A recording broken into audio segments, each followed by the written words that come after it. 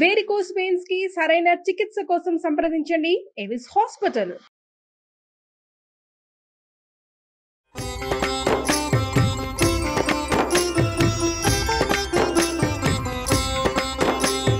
నమస్కారం. విష్ణు పురాణం తరువాయి భాగంలోకి వచ్చాం. ఈ భాగాలలో విశేషంగా గురువు అధ్యయనం, గురువు దగ్గరికి ఎట్లా వెళ్ళాలి, గురువుని ఎట్లా సెలెక్ట్ చేసుకోవాలి, గురువుగారికి ఏ ఏ లక్షణాలు ఉండాలి, జితేంద్రియుడిగా ఉండాలి, ఇలా చాలా విషయాలు చెప్పారండి. ఇక్కడంతా ఆశ్రమ ధర్మాలు, అంటే వర్ణాశ్రమ ధర్మాలు, ముందు వర్ణాలు చెప్పారు.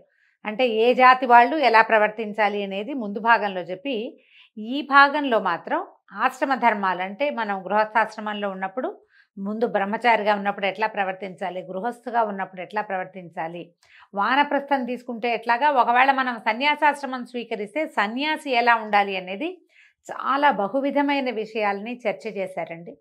ఇంత చర్చ మనకి ఈ కాలానికి అవసరం లేదని అనిపించింది నాకు.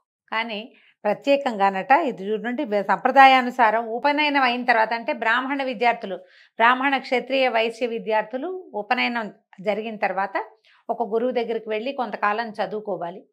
ఆ తర్వాత 4వ జాతి వాళ్ళు, చతుర్థ వర్ణం వాళ్ళు మాత్రం తండ్రులు లేదా తాతల దగ్గర విద్యను అభ్యసించాలి. మేనమామలు, మాతామహుల ఇళ్లల్లో కూడా విద్యను అభ్యసించవచ్చు అని విష్ణు పురాణం చెప్తోంది మనకి. దీనికి గురువు జితేంద్రియుడిగా ఉండాలి, ఆయనకు గోత్రనామాలు చెప్పి పాదాభివందనం చేయాలి. గురువు దగ్గర ఉన్నప్పుడు మనకి ఇప్పుడు ఎలా అయింది, అంతా కాలేజీలు వ్యవహారాలు కదండి. కాలేజీల్లో కూడా మనం హాస్టల్స్కి పంపించేటప్పుడు చెప్తాం పిల్లలకి, ఇలా ఉండాలి, అలా ఉండాలి, బట్టలు జాడి చారేసుకో, జాగ్రత్తగా పెట్టుకో, నీ వస్తువులు జాగ్రత్తగా పెట్టు, తిండి పదార్థాలు ఇస్తే జాగ్రత్తగా ఉండు, ఎవరితో కొట్లాడిపోక, ఇలా చెప్పుకోవాల్సే వస్తుంది. పాతకాలపు విద్య విధానం చూడండి. స్నానం, సంధ్య, జపం మానకుండా ప్రాతः సమయాల్లో అగ్నికార్యం చేస్తూ వేదం నేర్చుకోవాలి. గురువు ఇష్టానుసారం ప్రవర్తించు, గురువుగారు ఏది చెప్తే అది వినాలి. తర్వాత ఫలాలు, పుష్పాలు, పత్రాలు, జలము, సమిధలు, దుంపలు లాంటివి గురువు ఏం చేయమంటే ఆ పని చేసి పెట్టాలి తప్పకుండా. ఎంత వంశం, గొప్ప వంశంలో పుట్టాను, ధనవంతుణ్ణి, ధనవంతుల కుమారుణ్ణి, అలాంటి భేదభావం చూపించకుండా సహ విద్యార్థులతోటి సమానమైన ప్రవర్తన ఉండాలి. హెచ్చుతగ్గు ప్రవర్తనలు ఉండకూడదు.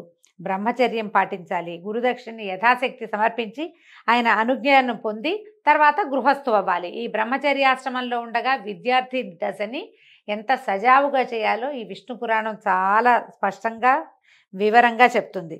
ఇది చూడండి ఎంత బాగా చెప్పారంటే, ఒకవేళ ధర్మ మార్గాన పెద్దవాళ్ళు అయ్యాకనమాట ధనం ఆర్జిస్తూ శక్త్యానుసారంగా గృహస్థ ధర్మాలు పాటిస్తూ గుణవంతులైన కొడుకులకు తండ్రి అయి పితృ రుణాన్ని, యజ్ఞాలు చేసే దేవ రుణాన్ని, అధ్యయనం చేత ఋషి రుణాన్ని, బలిదానముల చేత భూత రుణాన్ని తీర్చుకుంటూ సర్వులని ఆదరిస్తూ ప్రశాంత చిత్తుడై ప్రవర్తించాలి. వేదవ్యాసుల తండ్రి అయినటువంటి పరాశర మహర్షి తన శిష్యుడైన మైత్రేయుడికి సాధారణంగా ఒక మానవుడు ఏ ధర్మంలో పుడితే ఆ ధర్మానుచరణ ఎలా చేయాలో ఈ విష్ణు పురాణంలో వివరంగా చెప్తారండి. విష్ణు పురాణం అన్ని పురాణాలకి మొదటిదని, దీని నుంచే అన్నీ పుట్టాయని చెప్తారు. కొన్ని కథలు ఇందులో బ్రీఫ్గా కనపడతాయి మనకి. వీటిని ఎలాబరేట్గా వివరంగా చెప్పబడినవి తర్వాత పురాణాల్లో కనిపిస్తుంది. సన్యాసులు, బ్రహ్మచారులు, వేద విద్యార్థులు, తీర్థయాత్రలు చేసేవారు, పరదేశీయులు, గతిలేక ఆకలితో అలమటించేవారు, బాటసార్లు ఒకవేళ తమ ఇంటికి వస్తే సవినయంగా వాళ్ళకి ఎదురేగి లోపలికి తీసుకొచ్చి యథాశక్తి అన్నపానీయాదులతో ఆదరించాలి. గృహస్థుడికి సత్కారమే బహుపుణ్య ఫలప్రదం, దాన్ని మించిన పుణ్యకార్యం లేదట. నువ్వేం పెద్దగా గుడి గోపురాలు తీర్థయాత్ర చేయలేకపోయినా మన ఇంటికి వాకిటోకి వచ్చిన వాడికి, బాబు మంచినీళ్ళు తాగుతావా, ఎండను పడొచ్చావు, మంచినీళ్ళు తాగు, ఏదైనా తిను, ఏదైనా తాగు, ఇట్లా నీడని కూర్చో, కాసేపు నడుము వాల్చి వెళ్తూ కానీ, ఇదిగో ఇది ఆ మధ్యలో తిను ఎక్కడైనా అని ఇవ్వగలిగితే దానంత పుణ్యకార్యం ఇంకొకటి లేదట, పురాణోక్తంగా చెప్తోంది. అతిథి ఎవరైనా వచ్చే సమయానికి మన ఇంటికి వచ్చారనుకోండి, మన ఇంట్లో ఉన్న వాటితోటే ఏమైనా చేసి పెట్టాలి, కానీ పక్కింటికి అప్ప వెళ్ళకూడదట. తర్వాత ఒకవేళ కనుక గృహస్థు ఇంట్లో నుంచి అతిథి ఏ సత్కారము పొందకుండా, అంటే కనీసం మంచినీళ్ళు అడగటం లాంటిది కూడా చేయకుండా పంపించేస్తే దాంతో ఎంత పాపం వస్తుందో. ఇట్లా గృహస్థ ధర్మాలన్నిటి సక్రమంగా పాటించి దైహిక జీవితం అంటే మనం హాయిగా సుఖంగా తినటము, సరిపడా తింటూ ఉండటము, ఇతరులని ఆదరించటము, మనం ఏం చేయాలో ఆ క్రియలు చేస్తూ మరణించిన వాడు హాయిగా స్వర్గాన్ని పొందుతాడట. గుణవంతులైన పుత్రులు, ఒకవేళ సంతానం ఉంటే వాళ్ళకి విద్యాబుద్ధులు, వాళ్ళకి రెక్కలు వచ్చేదాకా వాడిని పోషించి వాడికి ఏదైనా నేర్పించి చేయాలట తప్పకుండా. గృహస్థ ధర్మాలు వాళ్ళకి బోధించి వీళ్ళు భార్యతో సహా గృహస్థు వనవాసం అవ్వాలి. ఆ కాలంలో ఈ వానప్రస్థాశ్రమం అనేది ఉండేదండి. వానప్రస్థం అంటే అదే వనవాసిగా ఈ ఇల్లు వాకిలి ఈ పాలు తోడు పెట్టుకోవడం, కుక్కల్ని పెంచడం, మనవరాళ్ళని ఎత్తుకోవడం, బంగారాలు వెండి చేర్చటము, ఈ వ్యవహారాలు ఏం లేవు. ఏదుందో ఆ ఇల్లు వాకిలి ఆ పిల్లలకు అప్పచెప్పడం, బయటికి వెళ్ళిపోవటం. అప్పుడు 3 సంధ్యల్లోనూ హాయిగా పళ్ళు కాయలు తింటూ నేల మీదే నిద్రిస్తూ దైవ పూజ, దేవ ఋషి పితృతర్పణాలు సక్రమంగా చేస్తూ ఉండటాన్ని వానప్రస్థం అంటారు. కొంతకాలానికి క్రమంగా అక్కడే వాళ్ళు వెళ్ళిపోవటం. తపశ్చర్యతోటే ఆ కాలంలో, అంటే ఇది కృతయుగం నాటి సంగతి కదా, అప్పుడు ఇట్లాగే చేసేవారు. ఇక సన్యాసులైతే పుత్ర కళత్ర మిత్రాది సంబంధము, భూమి పుట్ర తోట దొడ్డి ఇల్లు వాకిలి అనే స్మరణ, నాది అనే భావం లేక మత్సరాదులకి మనసును చోటివ్వక ఎవరితోనూ మాటలతోటి కూడా సంబంధం ఉంచుకోక ఆకలి దప్పులకి లొంగకుండా ఉండటమే సన్యాసికి ప్రధాన ధర్మమట. అందరితోటి మాట్లాడాలి, కోపావేశాలకి వాటికి లోనవ్వకూడదు, ప్రధానంగా ఉండాలని చెప్తారు. ఒక్కొక్కళ్ళకి ఒక్కొక్క రకాల ఇవి పెట్టారండి. ప్రతి వాళ్ళు ఈ రకమైన కులాచారాన్ని పద్ధతిని పాటించాలి. ఇవి మన దగ్గరికి ఎట్లా వస్తాయి అంటే, మామూలుగా సంసారాల్లో మన తాత ఎట్లా ఉన్నాడో తండ్రి ఎట్లా ఉన్నాడో మనం ఎట్లా ఉన్నామో మన పిల్లలు అలాగే ఇంచుమించుగా ఉంటారు. విధానాలు ఏవో చిన్నవి కాలానుగుణంగా మారినా, ఇప్పుడు మనకి కాలానుగుణం ఏంటంటే తాతలు ఉన్నట్టు తండ్రులు లేరు, తండ్రులు ఉన్నట్టు కొడుకులు ఉండట్లేదు. ఇక మనవల సంగతి అడగనే అక్కర్లేదు. ఒక్కోసారి మనవలే లేని పరిస్థితులు కూడా ఈ రోజున దాపురిచ్చాయి. కానీ పాతకాలంలో అట్లా ఉండేది కాదు. తాత తండ్రుల విధానాన్ని తప్పనిసరిగా పాటించే కాలం ఉండేది ఆ రోజుల్లో. అయితే వీళ్ళు చెప్తున్నారు, ఏ విషయమైనా ప్రతి వాళ్ళకి అన్నమాట ఇది. ఏ సమయమైనా ఎక్కువగా మాట్లాడకూడదు, కోపతాపాలకి లోపమోహాలకి గురి కాకూడదు, ఎట్టి పరిస్థితుల్లోనూ కళ్ళలాడకూడదు, అబద్ధాలు ఆడద్దు, ఎదుటివారికి వినడానికి కష్టమైనా సరే నిజాన్నే చెప్పాలట. ఇదందరికీ నేను అన్ని జాతుల వాళ్ళకి. దూషణ భాషలు ఆడకూడదు, పగలు ఎన్నుకోరాదు, అంటే ప్రత్యేకంగా పగ పెంచుకోవటం అలాంటివి చేయకూడదు. ఒంటెని వాహనంగా ఉంచుకునేవాళ్ళు కాదట ఆ రోజుల్లో. వాహనంగా మరి ఇప్పుడు ఈ రాజస్థాన్ ఆ వైపు వాళ్ళు అలాగే కదా ఉంచుకుంటారు. మన వాళ్ళకి ఏం చెప్తాం, ఏటి దగ్గర గట్టు దగ్గర ఉన్నటువంటి చెట్టు కింద పడుకోకూడదు. ఒక్కొక్కసారి పైనుంచి వాగేదైనా వస్తే గట్టు లాగేస్తుంది అనమాట, అందుకని పడుకోకూడదు అనేవాళ్ళు.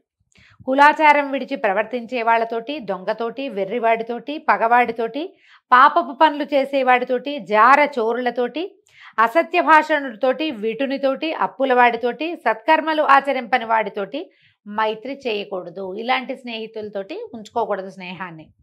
ఒంటరిగా తోవలో పయనించకూడదు. ఎప్పుడైనా సరే ఒంటరి ప్రయాణం బాధాకరమేనండి, తప్పకుండా తోడుండాలి. పొంగి పొర్లుతూ ఉన్న ఏటిలో దిగి ఈదకూడదు. ఇలాంటివి కొన్ని ప్రత్యేకంగా చెప్పారు.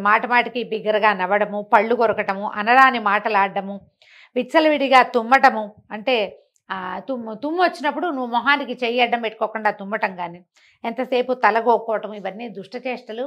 మంచి బాడీ లాంగ్వేజ్ బాగుండదన్నమాట, అవి చేయకూడదు అనేవాళ్ళు. పుల్లలు విరవటము, పగబట్టి పైవారితోటి మాట్లాడటము, వడివడిగా ఎంతసేపు పరిగెడుతూ ఉండటం, గోటితో గోర్లు ఇట్లా తీసుకుంటాం, అది అసలు మంచిది కాదు, చేయకూడదు అంటున్నారు. ఇక ఎన్ని రకాలోనండి ఇలాంటివి. ఎవరు లేని ఇంటి యందు ఎవరు లేని చోట ఉండకూడదు. ఇప్పుడు కూడా చూడండి, ఎక్కడైనా సరే ఖాళీగా ఉన్న ప్రదేశాల్లో ఒకటే ఇల్లుంది, ఎవ్వరు లేరు, కప్పుకున్న ఆ ఇంట్లోకి వెళ్తే ఏ ప్రమాదమో వస్తుంది, వెళ్ళకూడదు. ఆడపిల్లల్ని ఎక్కడికైనా పిలిస్తే, అమ్మాయిలు వెళ్ళిపోతున్నారు, ఇవాళ పిలుస్తాడు ఎవడో, రమ్మంటారు, వీళ్ళు అక్కడికి వెళ్తారు, అక్కడ ఏదో జరగకూడదు జరుగుతుంది. పొరపాటును కూడా ఒంటరిగా ఉన్న మగవారిని కలవకూడదు అని రాస్తున్నారు. ఇది విష్ణు పురాణంలోనే చెప్పబడింది చూడండి. ఎవరు లేని ఇంటి యందు ఎవరు లేని చోట ఉండకూడదు. గురువు, బ్రాహ్మణుడు, దేవ విగ్రహం ఎదురైతే తల ఉంచుకోవాలట, దానికి ఎదురుగా వెళ్ళకూడదు, కొంచెం పక్కగా వెళ్ళాలంటున్నారు. కొన్ని ప్రత్యేకమైనవి, హోమ భస్మాన్ని, ముళ్ళు, మలము, తెగిపడిన కేశాలు, ఎముకలు, ఎంగిలి, స్నానానంతరం తడిసి ఉన్న నేల, వాటిని ముట్టుకోకూడదు. వాటన్నిట్లలోనూ బ్యాక్టీరియా ఉంటుందండి, అందుకని అది మంచిది కాదంటారు. జుట్టు విరబోసుకుని రాత్రివేళ వీధి గుమ్మల్లో నుంచోకూడదు. సరైన వస్త్రాలు, ఒంటి నిండా వస్త్రాలు లేకుండా ఇంట్లోంచి బయటికి వెళ్ళకూడదు. వియ్యము కయ్యము తనకి తగిన వారితోటి చేయాలి, ఎవరితోటి పగబెట్టుకోకూడదు. బలవంతునితోటి పగ, బలహీనుడితోటి చుట్టరికము, చాటుమాటుగా ఎవరికైనా ధనం ఇవ్వటము, కోరి కలహానికి దువ్వటము కాని పనులు. ఇవి చూడండి ఎంత విచిత్రమైనవి చెప్తారు. మంచినీళ్ళు, మనం ఇప్పుడు చేస్తున్న పని, అటు ఇటు నడుస్తూ భుజించటము, తాగటము, నుంచుండి ఆచమించటము చేయకూడదు. కలికాలం అంతా ఏంటంటే నిలబడి భోజనం చేయటమే. ఎంత ఖరీదైన పెళ్లిలో అయినా బఫే ఫుడ్ తప్పదు, ఎవరు వడ్డించట్లా. ఇప్పుడు నిలబడి, మన ఇళ్లలో కూడా మనం గబగబా బయటకు వెళ్ళాలంటే నిలబడి టిఫిన్ చేసేస్తాం. కనీసం కొన్ని పద్ధతులైనా మార్చుకోవాలండి. పురాణాల ప్రకారం మన ఇంట్లో అయినా కనీసం కూర్చుని మంచినీళ్ళు తాగటం, కూర్చుని టిఫిన్ చేయటం, కూర్చుని భోజనం చేయటం, హాస్పిటల్ వేసుకుని నేల మీద ఒక 5 నిమిషాలు సమయం ఇస్తే సరిపోతుంది. ఆరోగ్యం పాడవకుండా ఉంటుందట. ఎక్కడికైనా వెళ్తే తప్పకుండా ఎండలో అయినా వానలో అయినా గొడుగు వాడాలట. ఎంత పురాతనమైన పద్ధతి చూడండి.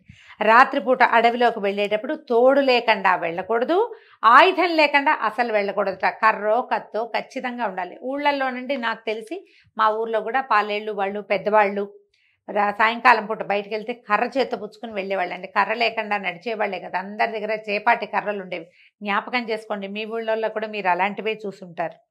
ఈ రకంగా మనం సదాచార సంపన్నులుగా సాత్విక గుణాలు కలిగిన వాళ్ళమై పరపీడ పరనింద చేయకుండా ఉంటే కనుక పావన జీవనం అవుతుంది. ఇది పవిత్రమైన జీవితం కిందే లెక్కట. ఇది జన్మాంతమందు వీళ్ళు పుణ్యలోక నివాసులు అవుతారు. అయితే అక్కడి నుంచి పితృకాండ కూడా అడిగారు, ఎట్లా పితృకార్యాలు చేయాలి, ఎవరైనా మరణిస్తే ఏం చేయాలి అని అడిగితే ఇప్పుడు దీనికి ఒక్కొక్కటి ఒక్కొక్క పద్ధతిగా చెప్తారండి. బ్రాహ్మణులకు 10 దినాలు, క్షత్రియులకి 12 దినాలు, వైశ్యులకు 15 దినాలు, శూద్రులకు 1 నెల సూతకం ఉంటుంది. సూతకం ఇప్పుడు మనం ఏడాది సూతకాలు ఉన్నాయి కదా, అందరికీ కాదు, కొంతమందికి ఒక్కొక్క రకమైన సూతకం ఉంటుంది. ఆ సూతక విధిని కూడా ఎట్లా మనం భోజనం పెట్టాలి, ఎవరు ఎలా చేయాలి. శూద్రులకి అంటే 4వ జాతి వాళ్ళు, బ్రాహ్మణులు వైశ్యులు క్షత్రియులు కాని వాళ్ళందరికీ 1 నెల రోజులే సూతకం. ఆ నెల తర్వాత బట్టలు పెట్టేస్తారండి. బట్టలు పెట్టాక ఇంకా సూతకం తొలగిపోయినట్టే. ఏడాది సూతకం వాళ్ళకు ఉండక్కర్లేదట. అంటే మరి పురాణంలో చెప్పారు, ఆయా ప్రాంతాలని బట్టి వాళ్ళకు ఒక పురోహితుడు ఎవరో ఉంటారు, ప్రతి ఇంటికి ఉంటారు కదా, ప్రతి జాతికి ఒక పురోహితులు ఉండటం మనం కనపడుతూ ఉంటుంది మనకి. వాళ్ళు చెప్పిన ప్రకారం పాటిస్తే సరిపోతుంది. మనం దీనికోసమని టీవీలోనో లేకపోతే సోషల్ మీడియాలోనో విని వాటిని పాటించకూడదు.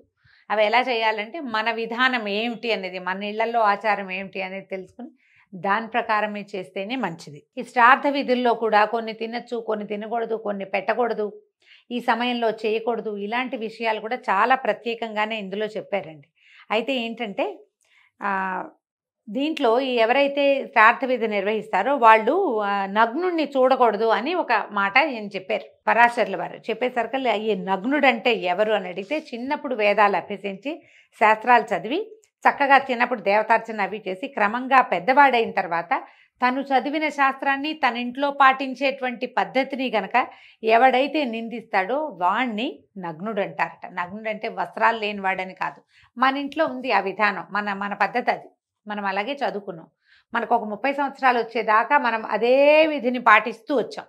30 ఏళ్ల తర్వాత రకరకాల సాహిత్యాలు చదివో, వేరే వాళ్ళ మాటలు విను, లేకపోతే మనమే పునరాలోచన చేసుకుని ఏదో లాజిక్కి అందట్లేదని భావించి మనం చేసిన విధిని, ఏ విధి వల్ల మన ఇన్ని సంవత్సరాల జీవనం నడిచిందో ఆ విధిని నిందించే వాడితోటి మాట్లాడకూడదు అని చెప్తున్నారు. పాషండుడు వేదాధ్యయనం చేసి కూడా వేద పద్ధతిని విడిచి దుర్వివేకంతో అన్ని మతాల్ని ఆదరిస్తూ సంచరించే పాషండుని కూడా నగ్నుడు అంటారు. అలాంటి వాళ్ళతో మాట్లాడకూడదు. దానికి ఒక కథ చెప్తున్నారు. చిన్నప్పుడట ఈయన పరాశరుల వారి చిన్నతనంలో వశిష్ఠుడు శంతననందనుడైన భీష్ముడికి చెప్పింది. మా తాత భీష్ముల వారికి చెప్పారు, అది నేను విన్నాను, ఇది చెప్తున్నాను అన్నాడు. ఏంటంటే శ్రీకాంతుడు అంటే శ్రీ మహావిష్ణువు నరసింహస్వామి అయి ఆ స్వరూపాన్ని ధరించి హిరణ్యకశిపుణ్ణి వధించిన తర్వాత అతని కుమారుడైన ప్రహ్లాదుడు, అంటే ఏ ప్రహ్లాదుడి వల్ల నరసింహమూర్తి ఆవిర్భవించాడో అతడు దేవతలపైకి సేనా సమేతుడై వెళ్ళి ఇంద్రాదుల్ని బాధిస్తే అప్పుడు వాళ్ళు వెళ్ళి శ్వేతద్వీపంలో చింతామణి గుహలో విష్ణునామ జపం చేసుకుంటూ కూర్చుంటే అప్పుడు వాళ్ళకి శంఖచక్రధరుడైన పీతాంబరుడు ప్రత్యక్షమయ్యాడు. ఇంద్రాదులు పుండరీకాక్షుని చూసి చేతులు జోడించి పలుపరి విధాలుగా ప్రార్థించారు, నమస్కారం చేసి స్తుతి చేశారు.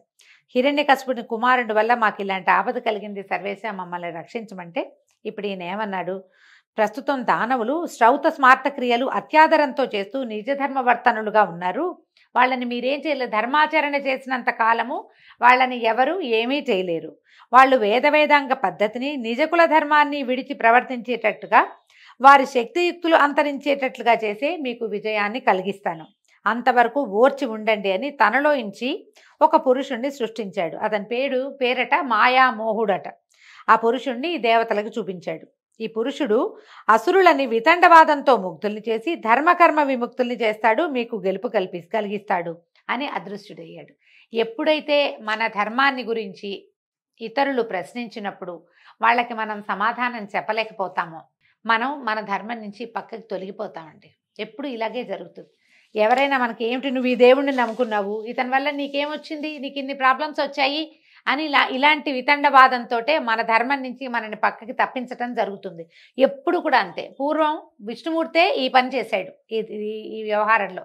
ఎందుకంటే రాక్షసులు క్రూరులు, వాళ్ళని తప్పించటం కోసం, వాళ్ళ నుంచి దేవతల్ని రక్షించడం కోసం, ప్రపంచానికి మేలు కలిగించడం కోసం భగవంతుడు పన్నిన మాయోపాయమే ఇప్పుడు కూడా మన మీద ఇతరులు పన్నుతున్నారు.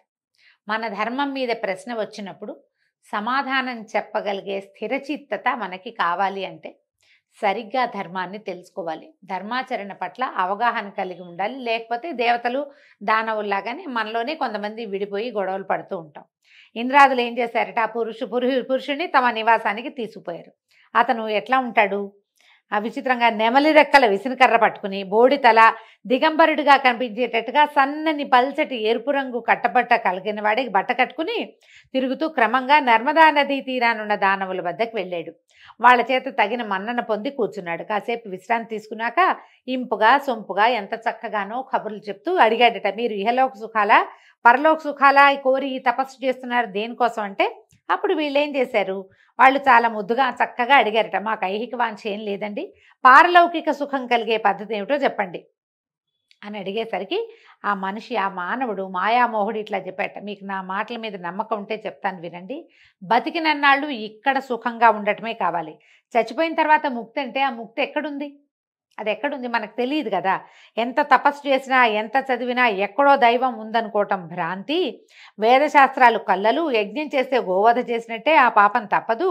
ముక్తి మార్గం తెలియాలంటే నేను చెప్తాను వినండి, ఈ అధమాధములైన వైదిక క్రియలు విడవండి అని ఎన్నో విధాలుగా చెప్పాడు. అతను చెప్పినటువంటి ఆ వెటకారపు ధోరణి, ఆ కేరింతలు, ఆ మాట తీరులకి వీళ్ళు లొంగిపోయారు. లొంగి ఏం చేశారట, మాయామోహునికి మొక్కి వేద మార్గాన్ని విడిచి దురాచారులై చార్వాక బౌద్ధ మతాలు స్వీకరించి పాషండవర్తనలయ్యారు. యజ్ఞాదుల్ని నిందిస్తూ వైదిక క్రియలకి స్వస్తి చెప్పారు. అలా ఉండగా ఒకనాడు ఆ మాయాపురుషుడు యజ్ఞం చేస్తున్న ఒక సోమయాజి వద్దకు తన దానవ శిష్యులతో వెళ్ళి అడిగాడట, నువ్వు జీవహింస చేస్తే పాపం అని వేదాలు చెప్తుంటే నువ్వు దయమాని జీవహింస చేస్తున్నావు, అహింస పరమోధర్మ అంటే అహింస పరమధర్మం కదా, ఆ మాటను స్మరించి ఇలాంటి చెడు పనులు విడిచి ఈ పనులు మానేసి ఈ హోమంలో ఎంతో కొంత పశుధ వధ జరుగుతుంది, అది పాపం అని చెప్తున్నాడు, దానివల్ల నీకు చాలా పాపం వస్తుంది. అహింస ఎట్లా ఉంది, అక్కడ యజ్ఞంలో హింస జరుగుతుంది ఎంతో కొంత, ఇప్పుడు ఈ హింస వల్ల ఎక్కువ పాపం వస్తుందని అతనిని ఎన్నో రకాల మాటలు చెప్పి అందులోంచి తీసుకొచ్చేసాడు బయటికి. ఇట్లా వేదాలు యజ్ఞాలు విడిచి పైతృక క్రియల్ని మరిచి నాస్తికుడైన వాడినే నగ్నుడు అంటారు. ఈ విధంగా దానవులు నాస్తికులైపోయి దైత్య దానవులు నాశనం అయిపోయారు. వీళ్ళు ఏం చేశారు, దేవతలు మాత్రం వైదిక ధర్మాన ప్రవర్తిస్తూ దేవసత్వాలు కలిగిన వాళ్ళే అనాయాసంగా అసురులను వధించి మునపట్లాగా యజ్ఞభాగాలు పొందుతూ సుఖంగా ఉన్నారు. ఇది కరెక్టా, ఇది న్యాయమేనా అంటే, ఇప్పుడు న్యాయము అన్యాయము భగవంతుని మించి మనకు తెలియదండి. ఆయా కాలాలను బట్టి ఏది న్యాయము ఏది అన్యాయము అనేది నిర్ధారింపబడేది. మనం ఇప్పుడున్న కాలం వేరు, మనం చదివి తెలుసుకుంటున్న ఈ విష్ణు పురాణం నాటి కాలం వేరు. కాలానుగుణంగా ధర్మం చిన్న చిన్న రూపాలు మార్చుకుంటూ ఉంటుంది, ఇట్లా చెప్పబడింది. కాబట్టి ఈ రకంగా మనం ఏం చేయాలి, ఇలాంటి వాళ్ళు ఎవరైనా సరే ధర్మాన్ని విడిచిన వాడితోటి స్నేహం చేయకూడదు అని మనకి పరాశర మహర్షి మైత్రేయుడికి తెలియజేస్తున్నారు. అయితే ఇలాంటి వాళ్ళతోటి మాట్లాడద్దు, స్నేహం చేయొద్దు అని స్పష్టంగా చెప్తూ ఇలాంటి వాళ్ళతో స్నేహం చేస్తే ఎలాంటి సమస్యలు వస్తాయో వేరే కథలో తెలియజేస్తున్నారండి. ఆ కథని రేపు ఉదయం విందాం. అంతవరకు సెలవు, నమస్కారం.